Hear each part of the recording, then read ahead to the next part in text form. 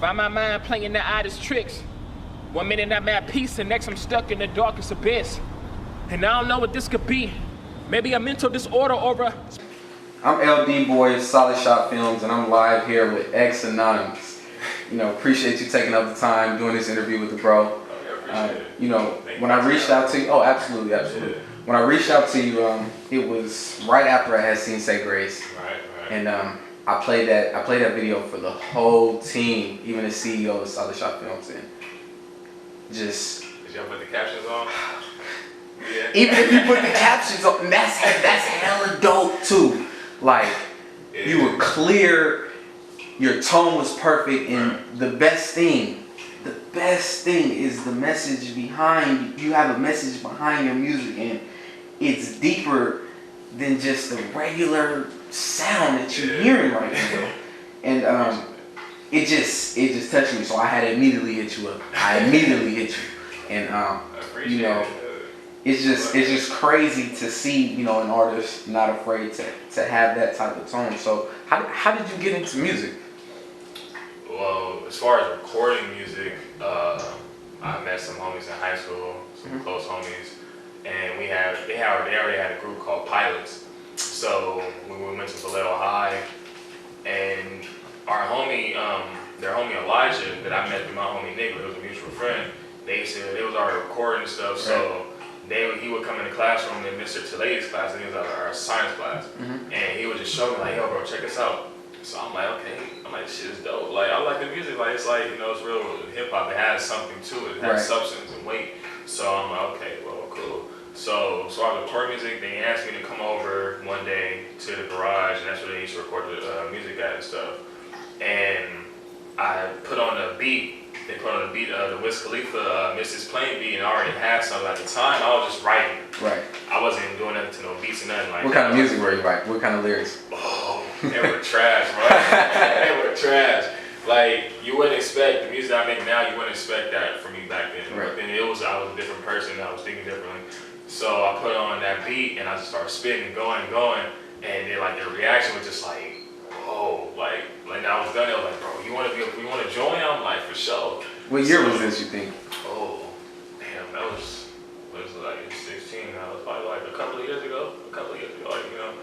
And that's how I got started recording music. But I always was writing when I was younger. I always had a good, like a deep appreciation for music. You know, I was always growing up around music.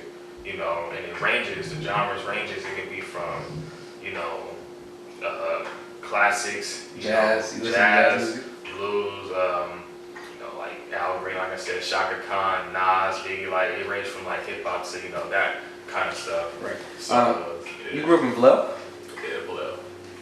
Tell me a little bit about growing up in Vallejo. I mean, Vallejo isn't the worst place for me. It wasn't, you know, as bad. I was around a lot of stuff though, like a lot of, you know. Did you ever get into any street shit? Nah. None? It was never, for some reason, it never followed me like that. Like, it's been situations where I found myself doing shit, but then it was something stopped me at that moment. It was just like, you're not doing this. Well, that's kind of amazing, you know, because Vallejo is a tough place to grow up, and it's a lot going on in the city. So to be able to come up out of it and have a lot of, I mean, it depends on where you grew up at. Because I grew up on the west. Over here, I grew up in Hillcrest, and that was my first home, 25 Parade Street. That was my first home when I was born, up until 9 years. And I went to, you know, Federal Terrace, K to fourth grade. You know what I'm saying? Then I moved to College Park with my auntie, and yeah, I mean, it was. Then I moved back and forth, but it was. Well, I was always around it. I was just, you know, my brother was into this shit, so it was like. He brought it around us when he was younger, but then for the most part, I wasn't involved in it, like, you know, personally. I was just always around it. Well, that's still pretty amazing. Like I said, I personally have been in Vallejo a long time, and you know, like I said, to be able to come up and still, you know what I'm saying, not have had gone through any of that bullshit, you know what I'm saying, that is dope.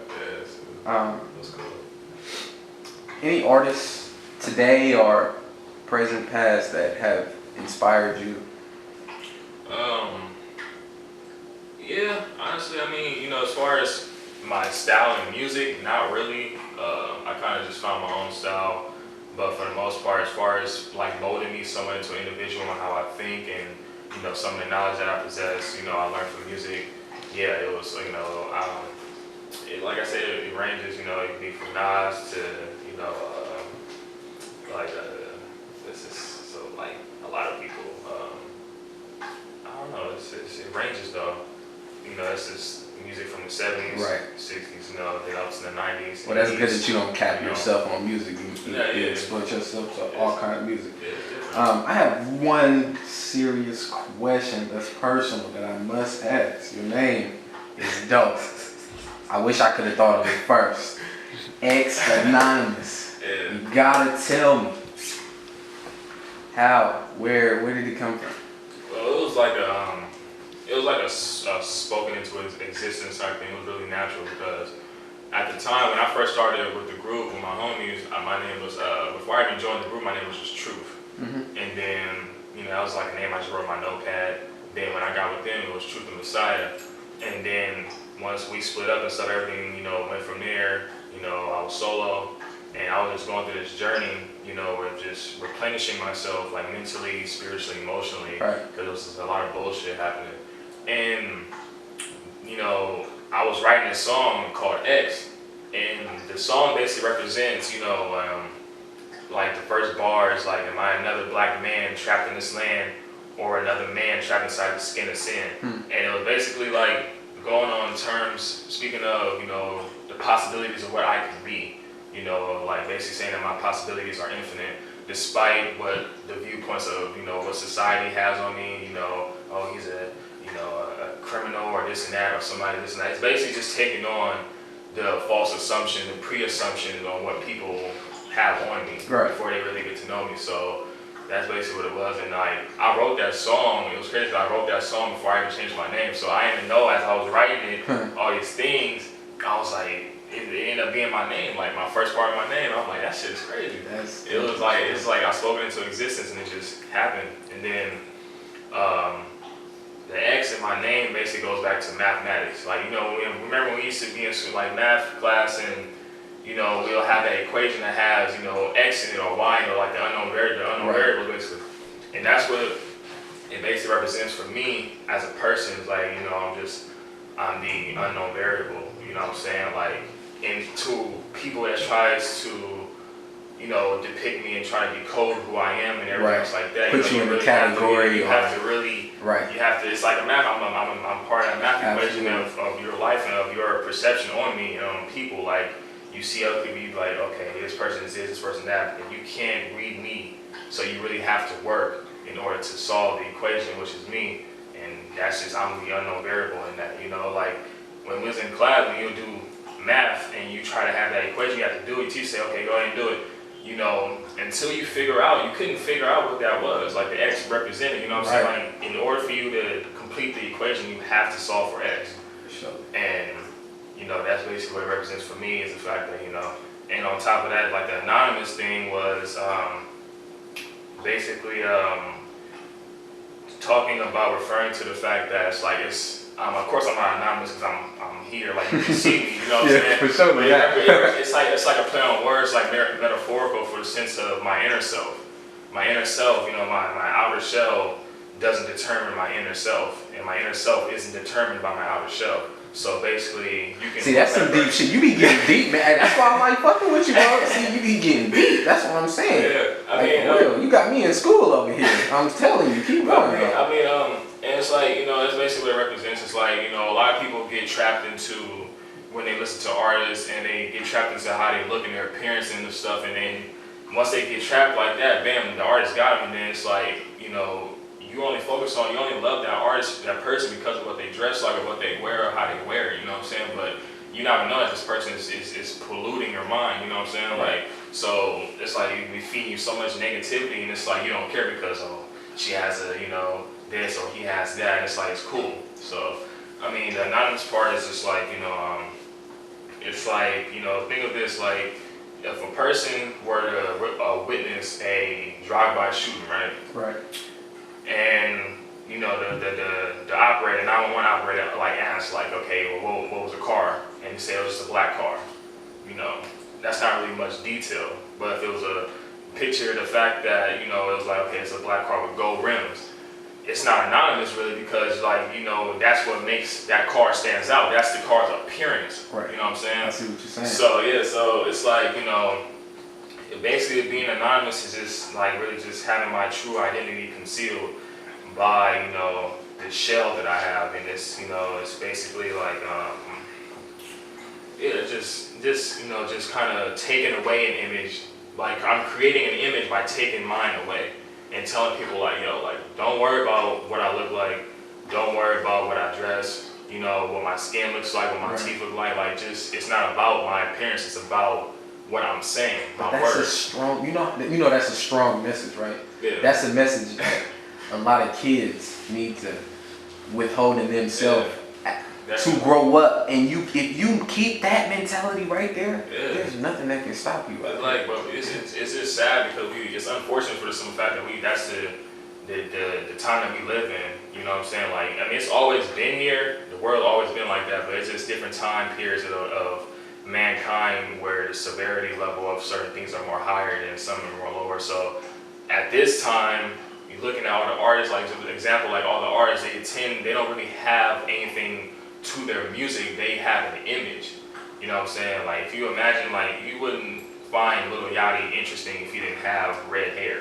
You know what I'm saying? Like red or with beads in there. Or, like, a lot of these artists is just they know what they're doing. You know what I'm saying? So that's why a lot of people are really into him, because it's just the image. It's just like, okay, this is what I find interesting in this person. He looks different. You know what I'm saying? So I mean, that's basically what my name represents. I seen that you were invited to 89.5 FM radio station. That was pretty dope to go up there. How was it like? I appreciate you for that. Shout out to Matt House. And it was a great experience. Like, it's like my third time visiting a radio show facility. Oh, okay. But like I went twice in a group, but it's my first time solo doing it by myself. Right. And it was good. I liked it. It was pretty short, but it was like, you know, it was like just like a more like just like a, you know, a familiar featuring an artist. You know, basically it was like a full blown interview like how this one is. Right. Like really sitting down. It was just like, okay, we have a song. We like the song. We want to play it. Ask you a few questions. That's basically what it was. And it was up there. They were, you know, they welcomed me with open arms. You know what I'm saying? And I really appreciate them for that. And it was a lot of listeners, like 60K across the world. And they're really great. I know that's a dope feeling. I know that was, man. I was nervous, bro. I was nervous. I'm like, shit, like it's hella people. You know what I'm saying? Like, I mean, as you progress though, it's gonna be like that. Yeah, definitely. Do you have any opinion right now on society or police brutality that has just been lately, you know, publicized in these last couple of years? Well, first things first, killing police is not going to solve anything. Right. You can't beat fire with fire. You're just going to make a bigger flame. You know what I'm saying? And it's like people, it's all out of emotion, how people are reacting to it. You know what I'm saying? It's like, okay, you take one of ours, we're going to take one of yours. You know what I'm saying? It's like, that's just like it's street justice, basically. You know what I'm saying? So, as far as police, you know, I do feel like they need to be more involved in the community, you know, and getting involved in, you know, with the people and getting to know the people, like we're talking about, like on a first name basis, and really getting to know that person versus, you know, just coming through the neighborhood, strolling through the neighborhood, and just seeing something weird to you that might not be bad or nothing to them, and it's like you react, you know, just irrationally. You know, just because you're ignorant to what goes on in the community. So, you know, I think that it's never going to, you know, pan out correctly, you know, in a positive way if just because, you know, citizens want to act irrationally out of emotion and the police is just, you know, they're on edge and their job. It will never pan out good because of the misunderstanding of both sides. The citizens. I, as a citizen, would never understand the pressure of a police officer, and the police officer would never understand the pressure I have as a citizen. You know what I'm saying? So it's like, true. Yeah. So I think it just needs to be a sit down, just basically just discuss and just try to get the police more into the community. I would agree.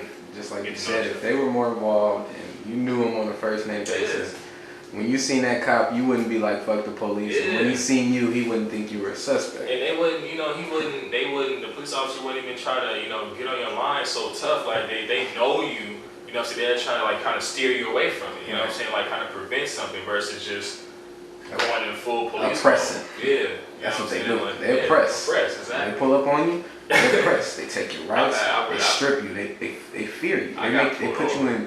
in straight almighty fear. Yeah. That's what they try to do. I mean, my personal opinion when they approach black men, you know, from my experience with Just a police. little bit more on edge, you know, because of our reputation that we were given by society, but that we give And by ourselves. That's what You know what I'm saying? I dealt with some police. Got pulled over like around 2 in the morning just because I was playing loud music, not in the neighborhood, but just on the strip. That's live, Sonoma. I was playing music on Sonoma, and they pulled me over, put me in handcuffs, you know, went through a room, put me in the back, and was trying to search through my truck and everything. I'm like, what is this? The seats are uncomfortable though, so don't get in trouble by the police. You do not want to sit in that cop car. That shit is uncomfortable. Yeah. Do you have any upcoming projects?